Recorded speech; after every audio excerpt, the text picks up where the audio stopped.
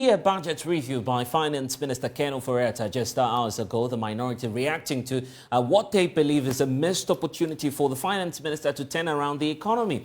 There are also indications that we're getting from this mid-year budget review, the fact that we've not grown at this rate in the last 7 years. What's accounting for this? My colleague is joining me in studio now with our research desk, Isaac Ofori-Atta, helping us to break down the issues that we've been watching here on the JoyNews channel. Yes, this is the man. Ken Ofori-Atta making that presentation earlier today. But let's get to some of the topical issues that came up when the Finance Minister appeared before the House today. Let's start off from the key issue that you would talk to us about shortly in terms of the figures. But Ken was on the floor of the House earlier today. Here are excerpts for you.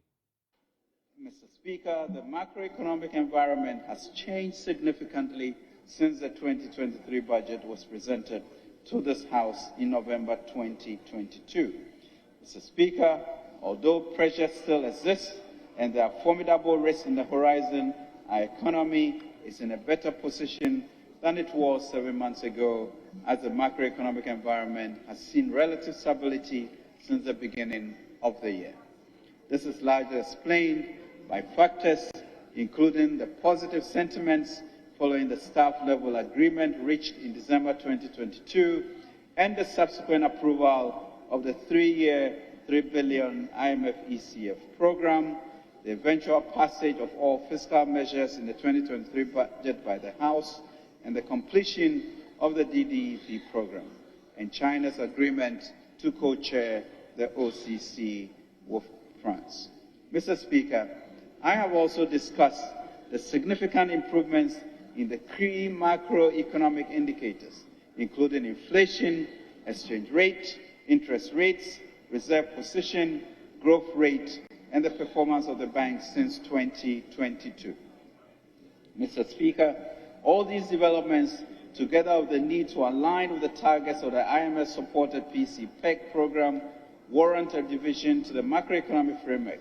This was necessary because the framework was guided by the September 2022 data that underpinned the 2023 budget in November 2022. The revisions to the macro-fiscal framework generally seek to align the 2023 mid-year fiscal review with the IMF ECF-supported PC-PEC program. Mr. Speaker, key revisions to the macro-fiscal target for 2023 year include: 1. Overall real GDP growth rate of 1.5% down from 2.8%. Non-oil revenue GDP growth rate of 1.5% down from 3%. End period headline inflation of 31.3% from 18.9%. Primary balance on commitment basis of a deficit of 0.5% of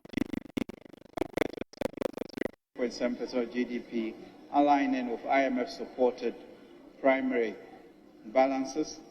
Gross international reserves sufficient to cover at least 0.8 months of imports of goods and service by 2023. Mr. Speaker, revisions to GDP projections.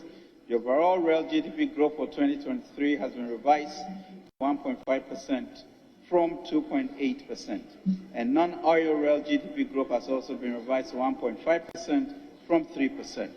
The downward revision in projected growth for 2023 is an indication of a broad slowdown in the three sectors of the economy as a result of factors such as the fiscal consolidation plan and difficult global conditions.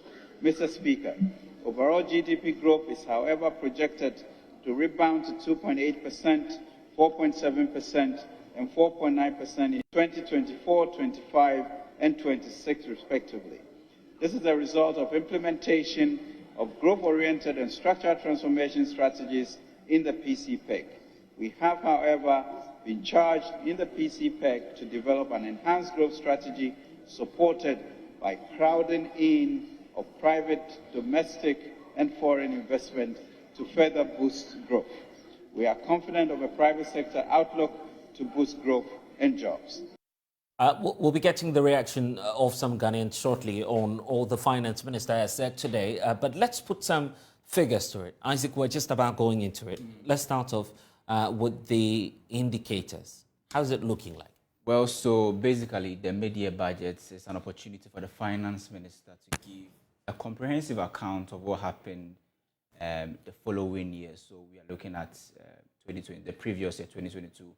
So this was an opportunity for the finance minister to do that. And then every year, government set out a certain macroeconomic target to achieve.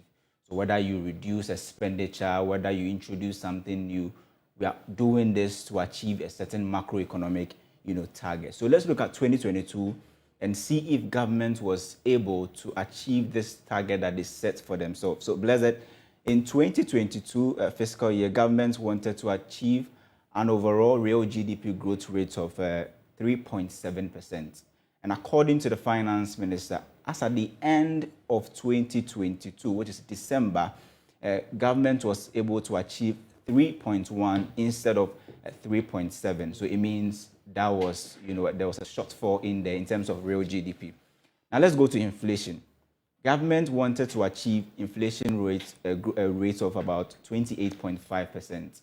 At the end of December 2022, it was around 54.1%. Vast difference. Another, you take that as not, we were not able to, accomplish or achieve that target.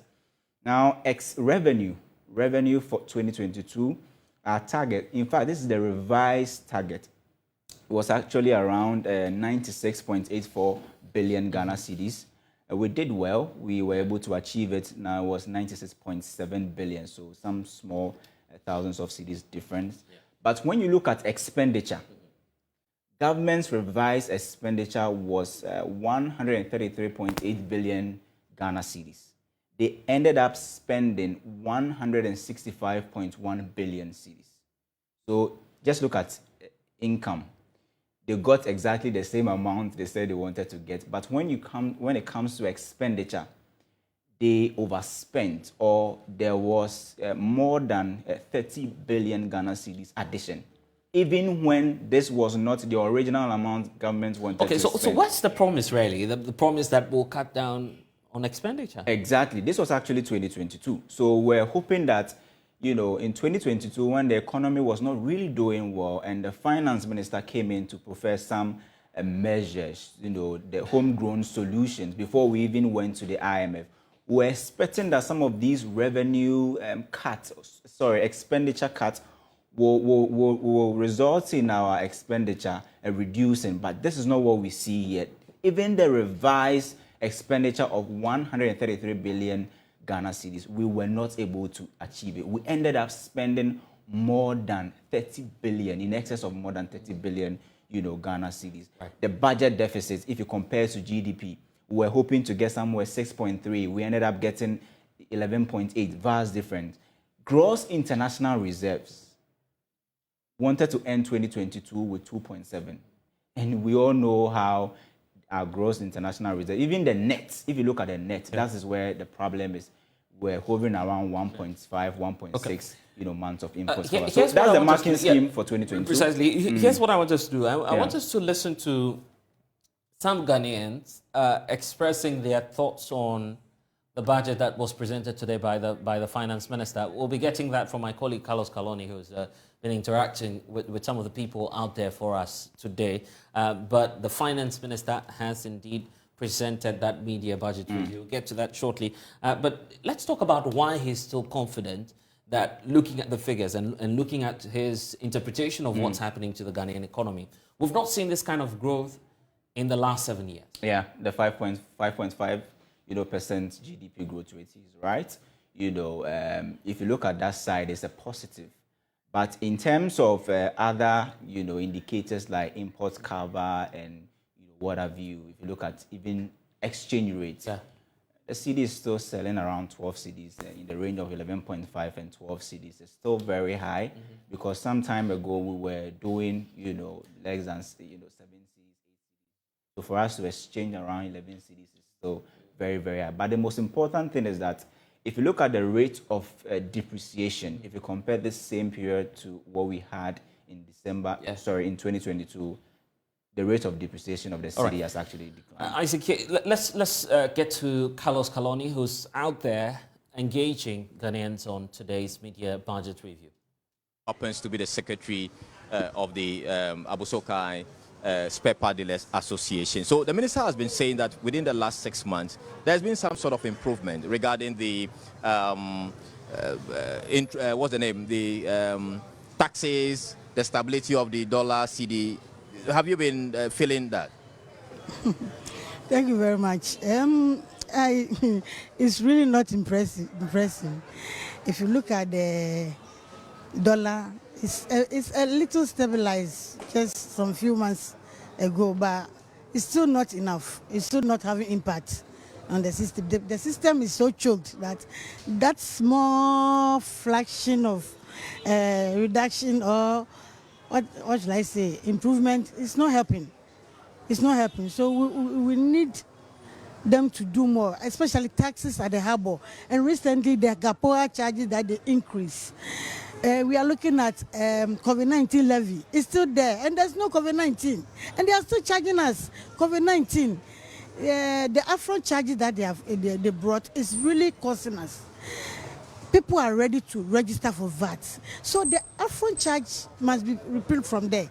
Because it's really making people, because if you make mistake, the money you pay there, it will have effect on the goods. And so we are not happy about the whole thing, because we thought they are going to do something, that because people are crying, people are shouting, so we thought something is going to come that at least we'll have a sigh of relief, but still, I really can't see it. I really can't see. Would you say you were left disappointed after listening to the minister? Yeah, I was disappointed. I was expecting, especially the COVID-19 levy. I thought it would be repealed from there. And it's still there. Just recently, GAPOA has increased their charges. It's all affecting traders. When you come, you don't know what to do. You sell, and if you don't get money to add it, you can't go again. If, let's say, you go and bring 2 containers, you bring 1. Because the money, it doesn't go and do anything for us. So these levies, what impact are they having on the prices of goods that you sell here? And are your customers able to afford these products? Yes, you see, the more levies you pay, the more you add it to your goods. So if those levies are not there, things will be a bit better. You see, because the much money you pay at the harbor, you come and calculate it and add it to the goods. So always the goods are going up. But if they are able to, because it's almost 21 or 23 charges that they charge there. If they remove some of them, things will be a bit better for us. Yes. All right. So hold on. Let me come to you. Now, I believe that you are a major stakeholder when it comes to this economic issue. Have you had any discussions with the minister or those in charge of policy prior to this presentation? And what have been the position, from you and from them? Well, there has been a stakeholder discussion, but like they always do, they implement the policies, or they put up the policies, and then they just read it to us. So there's nothing we can do about it, right? So ideally, we are supposed to be consulted. They come to us, they take our views on some of the things that will go into the budget, but they don't get our input. So they will be called, that this is what we are going to talk about. It's not a fair situation to us. Businessmen all over this country are struggling with capital. Our capital is dwindling. A year ago, if you're able to import 4 containers and having about $10,000 to $20,000, this time around, that amount of money cannot get the same containers at the port. So these are the economic situation we are talking about. Inflation-wise, how are we controlling inflation in this country?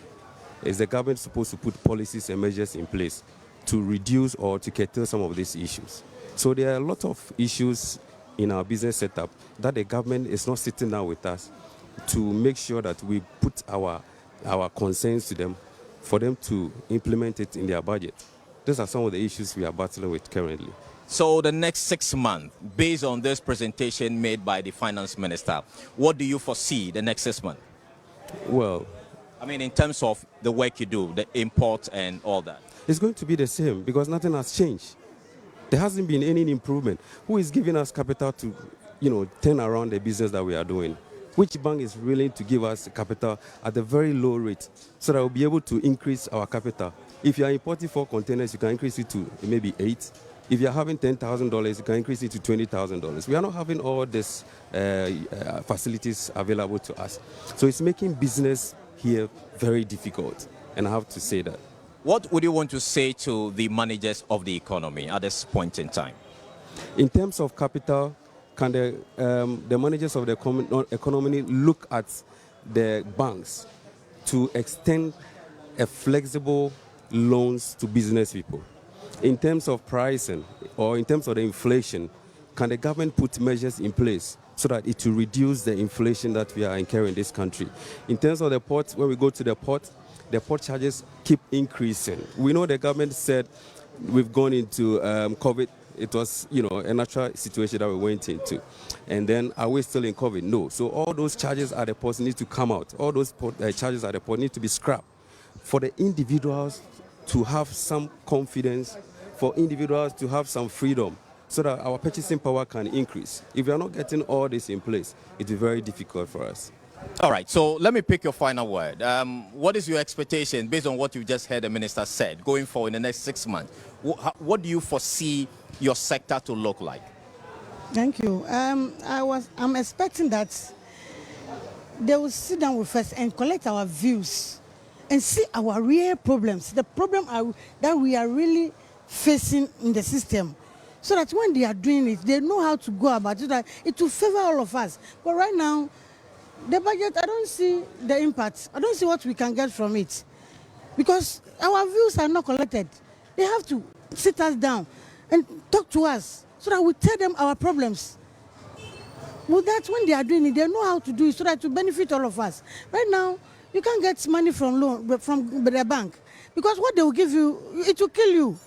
And even when you want it, you won't get flexible loan. It's a bit worrying. The businessmen are suffering. Our capital is going out of our hands. And so we want them to sit us down. They should come to us, listen to our problems, and see what they can do to help us. Yes. All right. Thank you so much, Madam Gifty. So those were the views of some executives of the Abosokan Spare Part Dealers Association talking to us or reacting to the finance minister's address earlier today in Parliament. I have with me also some dealers who are equally going to be sharing their thoughts on that particular address, the media budget given by the finance minister. Hi, you're live on Joy TV. What's your name? My name is Seth Ados Enterprise, CEO of Seth Ados Enterprise. Okay, so tell us, did you monitor and what did you take away from the minister's presentation earlier today? I actually haven't got time to watch or listen to his full video or the address that he did today. But the little that I heard, they are keeping on lying, and as a country we have to be serious, because come out and listen to the people cry before you spoke something about it. We are still suffering, and you are lying that things are moving smoothly. It's lie. You see, for now we cannot clear even Toyota VAT from port. Look at the taxes.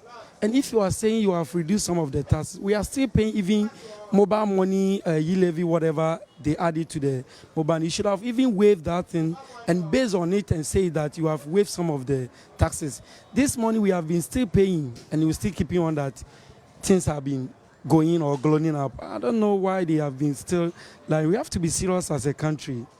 Okay. And so what would you describe the last 6 months, business-wise? How has it been like for you? Business are collapsing. Business, especially Abosokan business, are collapsing because a lot of our goods, we import it. And the import duties are going up there and there every day. The import duties, a lot of taxes have been adding to the tax which we cannot pay. So if for last 6 months, as you are asking me to this 6 months, I can say things are rather going down than even before. So what is your expectation for the next 6 months, the next half of the year? For 7 years. No, I mean from now to December, based on what the finance minister has just given, what are you looking forward to? I don't trust this government, and I'm not expecting any better match from them because they will keep on lying. If it is true, they should do it in reality. Then we can see that this thing has been waived from the taxes. If it's still in addition to it, that means it's still how it's going to be. Okay, and that's the general feeling on the streets of Accra, especially when it comes to the business community. And Dr. Joseph Obeng is president of the Ghana Union of Traders Association. Doc, just last night you were telling me about this key concern you have in the private sector, the fact that taxes are killing businesses. We just heard that on the streets today. So if you go even further to the markets, Doom, Mankesim, Tamale, and all that, the same, whatever they were talking about is what you hear. Because this is the actual sentiment that is going on around businesses. Cost of doing business being extremely high. And so the finance minister talked about the little gains that they are getting on the stability. But whatever gain that we are experiencing is being overtaken by the numerous taxes that we are made to pay, the cost of doing business that we have to contend with when we are clearing our goods and all that. So it does not make any meaning to us unless we tie all of them together, bringing inflation down. Right. Like he said, he's doing everything to bring inflation down using the fiscal policies and all that. Though he was not specific on the things that you do to bring inflation down, but it's very important that inflation comes down to the barest minimum, because we started the last first quarter of 2022 with 13.5, and now we are somewhere around 42 or 41%. It's not acceptable, even though it has reduced from 53%. Last week, the indication we're getting from you is that there was an engagement between your community and the finance minister, at least looking at some of the few demands that you placed on the table. Would you say that they're being dealt with, or there's still room for improvement? No. We had the hint, because we've talked with the finance minister and he has told us that this is just a supplementary budget, and he is not. Is going to engage with us so that our inputs will be factored in the main budget to be read to be done on November. And so we had a hint, and then we also had a hint that there was no going to be any new taxes also. Okay. So all that we are expecting is to have a stakeholder engagement with the ministry so that they can factor our numerous inputs into the coming budget in November. We have many of your members listening or watching right now. What's the general message to the business community? Yeah, what I can tell them is that from now to November is not far, and that we will still engage with the finance ministry as they have promised, because like we are saying, we want the COVID levy to be completely out of the table. We want the special import levy also out, and that we will pursue all that. And then we will also talk about the VAT. You see, the minister himself talked about VAT not being able to bring in the necessary resources. What is it that is happening that way? Because compliance is virtually nil, especially when it comes to the informal sector, because of the structure of the tax system itself.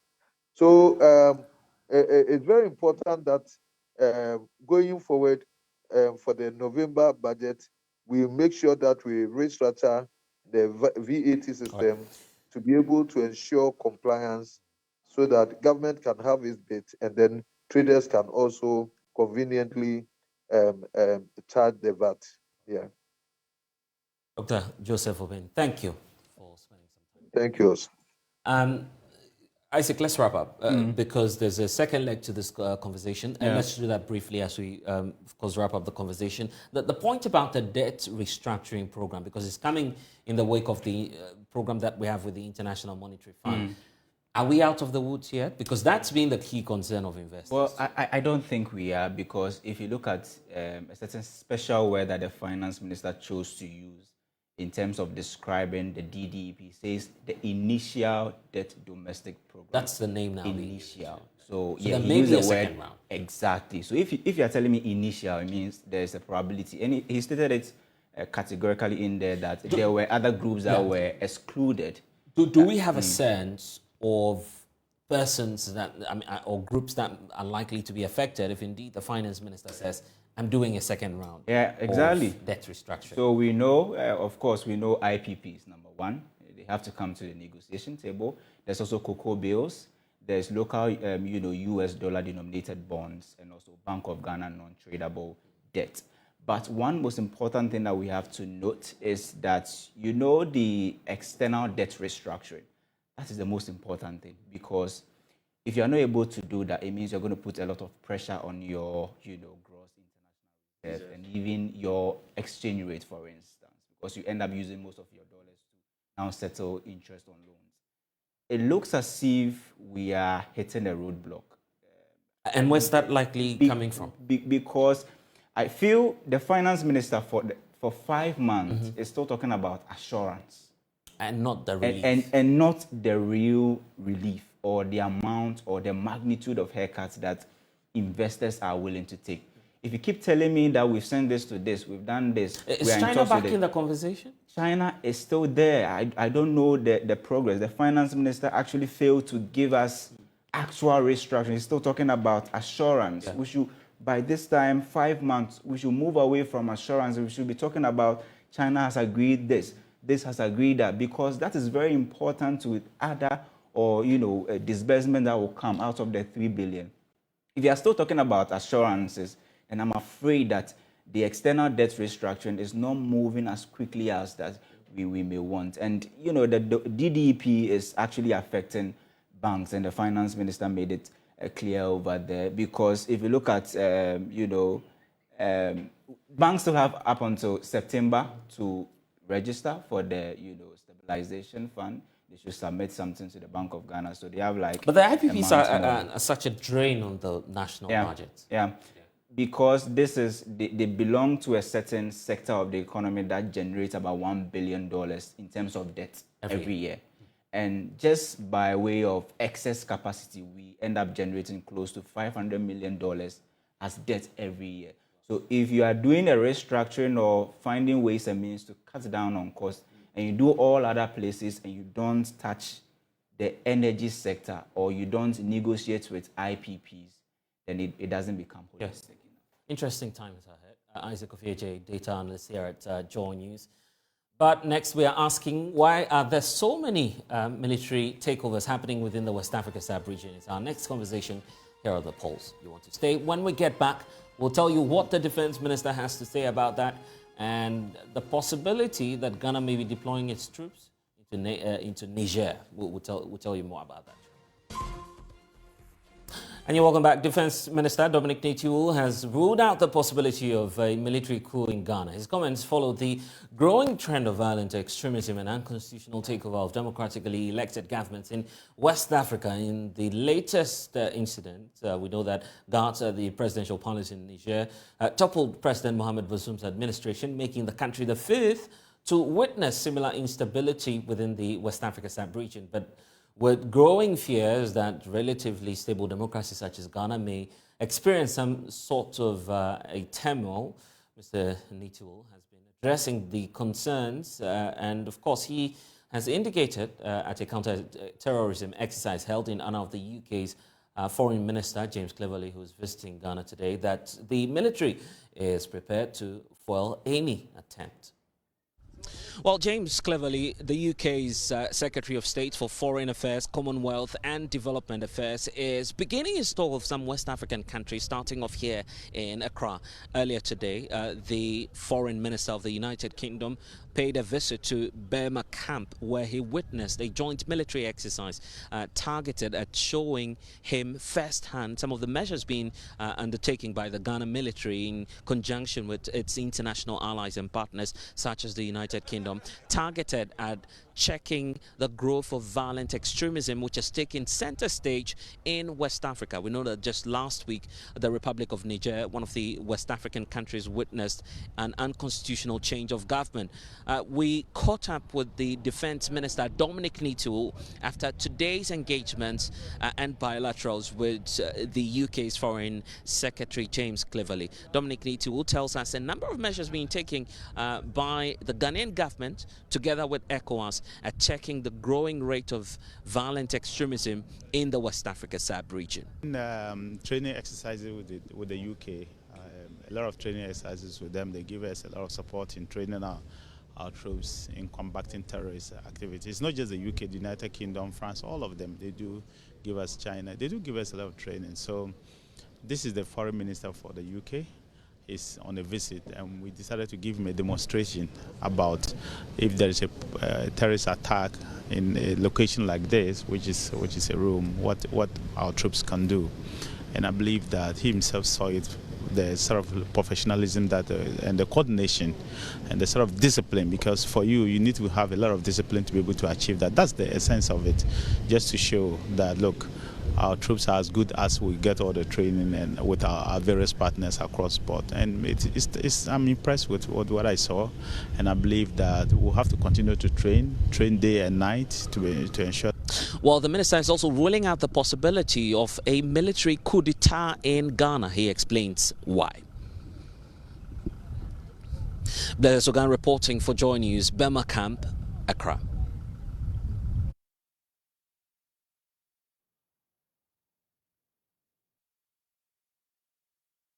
1 week ultimatum to hand over or face severe consequences, including the use of force. After the 1 week, we will seek the direction of the presidents exactly what they will do. But I can say that the member states are ready. If it means using force, the member states will be ready to do that.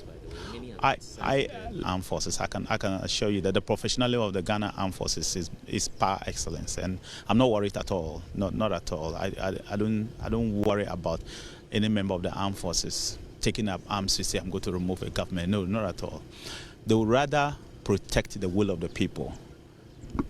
They would rather not allow anybody. It cannot be a permanent one, but the more permanent one is the deployment of what we call soldiers along the forward operating bases that we are establishing. Dominic Nitu then. Let's bring in Mukhtar Momoni. Mukhtar is with West Africa. We're wondering how bad the situation is. Here's a picture painting, that graphic situation to you. 84 attempts since 1990. 50% success rate, 43 in terms of successful attempts since 1990. But as we speak now, 6 countries are currently under military rule, 5 of them in West Africa alone, and that's raising a number of questions. Mukhtar, let's get to the figures and the assurances we're getting from the Minister of Defense now, starting off from the possibility of an influx in Ghana. The minister says it's not happening because the military are professional. Yes, of course, no doubts that our military are very professional. They've been historically known for the professional engagement in peacekeeping missions and in many other regional, local situations of, military exercises. So no doubt, yes, our military, it's known for this.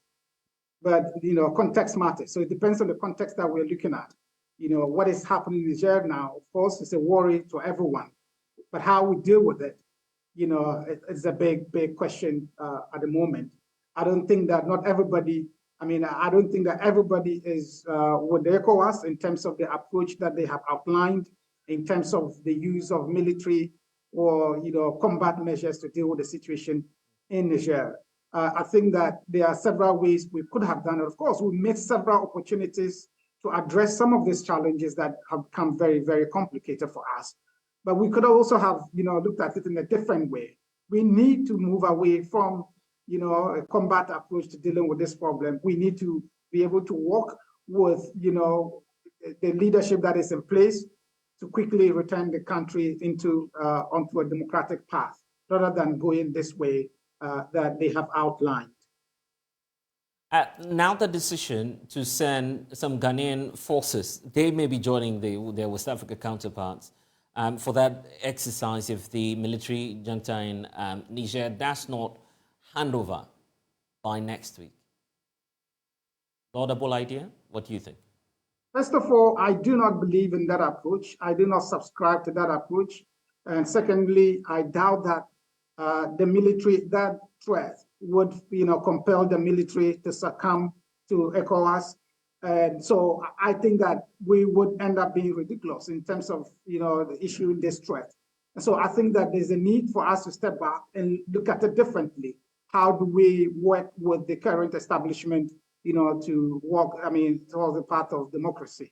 I do not think that it is right for us to do that. In fact, if we have to commit our troops on the ground, there are several things to be done. I don't know whether we need Parliament's approval to be able to do that. We need a lot more before we can commit our troops to a kind of situation like what, I don't know what form that exercise will take. But in terms of combat measures, I do not subscribe to that. And the big issue is that it has a tendency of worsening the security situation in Niger. First of all, if you remember, several hours before the presidential guards succeeded in this coup, there was a big stalemate between these presidential guards and the main official armed forces of Niger. The chief of army staff engaged with them, and several other stakeholders were engaged in terms of how to get them to stand down. These presidential guards, knowing so well the huge implications of engaging in a failed coup, they refused to step down and actually pushed and ensured that they prevailed. Because in a coup situation, either you perish or you prevail. And so that's what they did. And the same way, this threat coming from ECOWAS, they would use the same analogy, analogy in terms of responding to it. And they will not. My suspicion is that they would not back down. They would not succumb to ECOWAS. And if they do not, they would engage any kind of military effort in Niger. And there will be more consequences, not just for the presidential guards, not just for the military, but for the entire citizenry. And that can actually throw, Niger into a situation of anarchy. And that would have huge implications for all of us within the sub-region. And I see your earlier question about, the influx or what it means for us. What are the possible implications? We are already seeing a huge influx of people from Burkina Faso who are fleeing the violence in Burkina Faso. Some of this, is a result of the huge happenings within the Sahel region. Niger would be a big addition.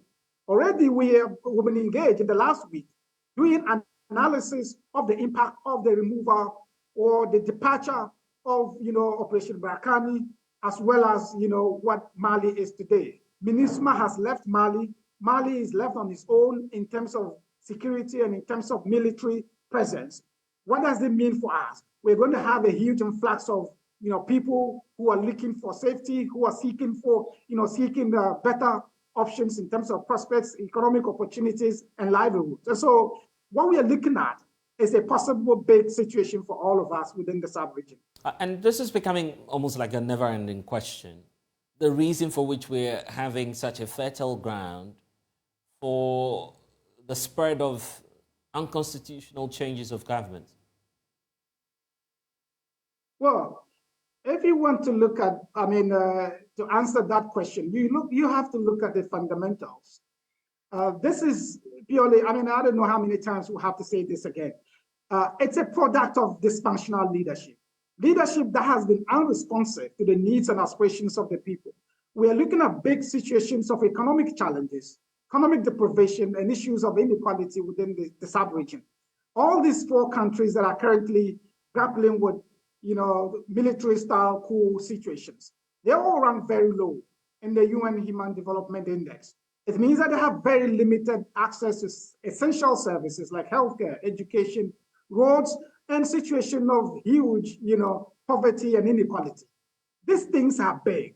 When you marry that with issues of corruption, chronic corruption that we're looking at, it tells you that these nations do not have, chance in terms of survival. The sustainability of these nations, of course, is questionable.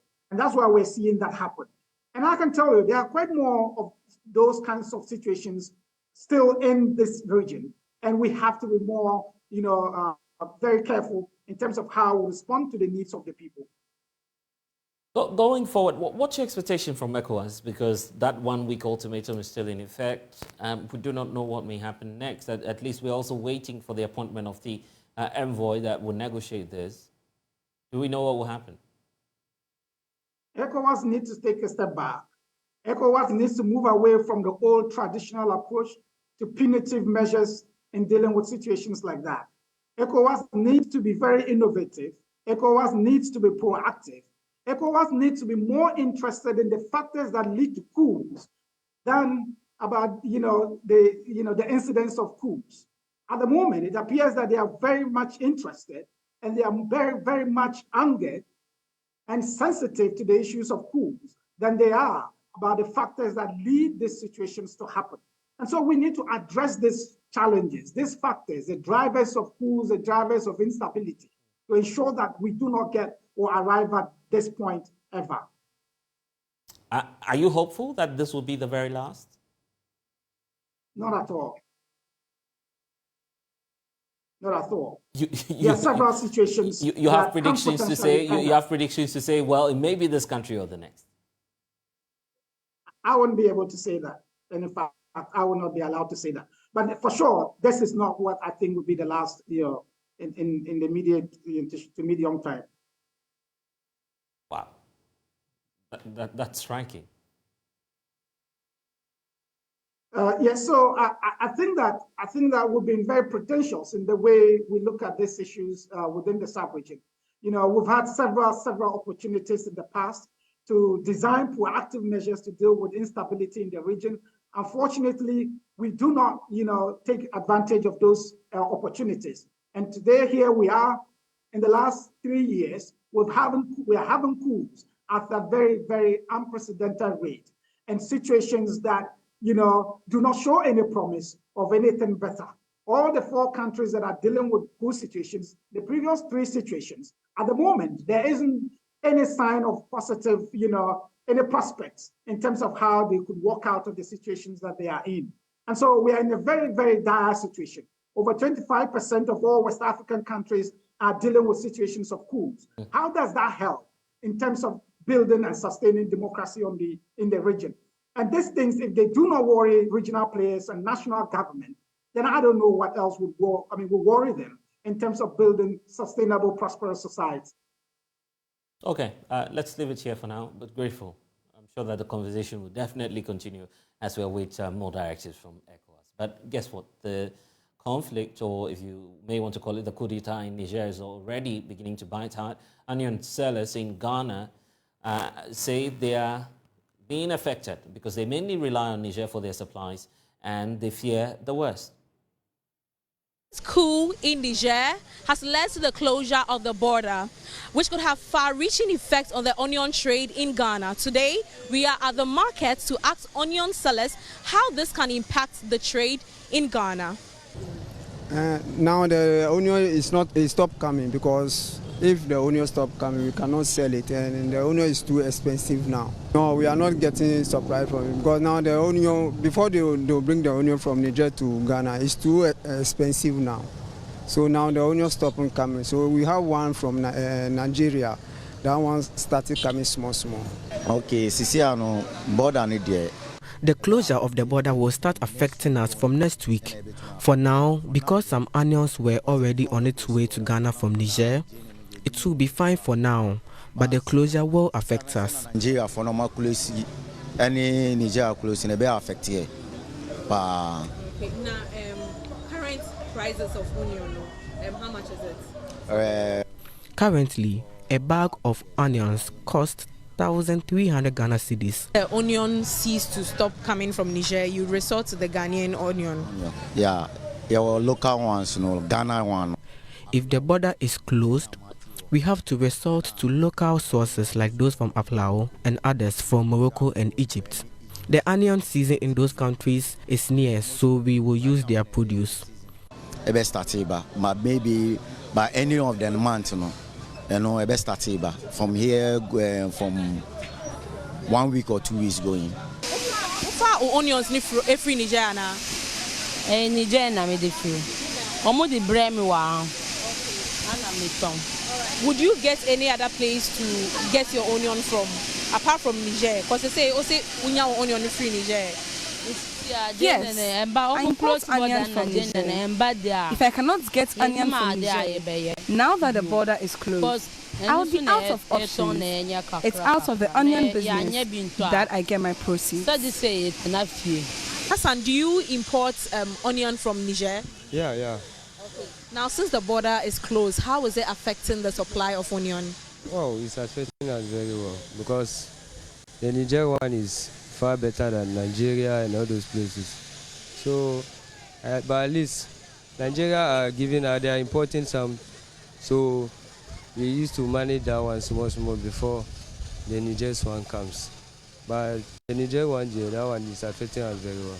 Okay, so now talking about prices too, how is the price now? Has it increased? Now, they've not even imported some for us to know whether we are going to increase or reduce the prices. You understand? So we are still working on it to see our elders if they will try their best and get some for us. But since the border is closed now, we have no idea about it right now. So maybe they will find a way for us. You understand? We have the elders who import it from there to here. So we find out. But as for now, no one will talk about it. So now we want to find out that if the onion ceases to come from Niger, do you have any other alternative? No. The onion trade is an important part of Ghana's economy, and just as you've heard from the sellers in the markets, the closure of the border in Niger could have a big impact on the onion selling in Ghana. For JoyNews, Jacqueline Ansuma Yeboah. And members of the Pensioner Bondholders Forum have lauded government for promptly paying newly matured coupons after a long season of picketing and failed government promises. The pensioners had been picketing the Finance Ministry from February this year over unpaid coupons and principals. In the last engagement, Deputy Finance Minister Abinal Asare promised the pensioners of government's commitment to stay current with payments as she maintained a new deal on subsequent maturing coupons and principals. Speaking to JoyNews, convener of the Pensioners Bondholders Forum, Dr. Edouanani Entry indicated that payments are now being received as expected. We appreciate what government is doing, even though that is government's obligation to do that. But we appreciate and we say government has done well doing that. We know government is going through some problem, but life, I heard somebody saying, there was a saying that one of these American people said, if you lose wealth, you haven't lost anything. One of your people was saying they have a meeting in Abuja and some of this. If you lose wealth, you haven't lost anything. But if you lose health, you have lost something. So even if the country become broke, we haven't lost anything. But if our health of the individuals, we will result in death, that you have lost something. So we encourage government that in spite of the problems we are having, government should try and make provisions for the elderly, which in most jurisdictions, government itself is taking care of them. But we here, we don't have that. So if we have saved and we are having difficulties with the monies that we will use buy our medication to take care of ourselves, then that is bad. So government has done something great. It is government responsibility, but at least we know that even if you must buy your child a dress or food, but when you buy your child a dress or food, your child can say, thank you, Dad, or thank you, Mom. So we thank government for doing what it is supposed to do. We are encouraging government to continue to do that, so that there will be no need for these elderly people to go and pick it there. Some of us, at least we have some strength, but there are people who are so weak that if you see them there, it doesn't look good, and the image of the country get battered. So we are happy government is doing that, and we encourage government to continue to do that. Well, let's bring in Dr. Eduana Nientri. Doc, you're indicating that you're now receiving your payments on time. What else are you expecting from government? As you said, for 3 weeks now, the payment has been done on time. What we want to express the happiness and acknowledge that government has tried to do that. What we are expecting is for that to continue. Today, 2 bills, 2 coupons have become due, and 1 bond is maturing today. So 2 coupons and 1 principal. We are hoping government will do the payment this week and continue to do that as and when payments are due, so that we can all rest assured that we have returned to normalcy. All right. How confident are you that we'll not be back to this old conversation around your picketing and demonstrations at the Finance Ministry? Well, we always have to express hope and hope that things will not get bad again. Now that government promised us at the meeting, June 12th, that it had instructed the Controller and Accountant General to prioritize the payment of these coupons, even though it didn't happen the last time, and it got some got overdue. But we are believing that now that government has started, then we believe that the promise that it has given instruction for the controller to prioritize this payment has begun to materialize, and so we are hoping that it will continue. And finally, there was a proposal from the ministry about a possibility of buying off from the bond market. Is that happening anytime soon?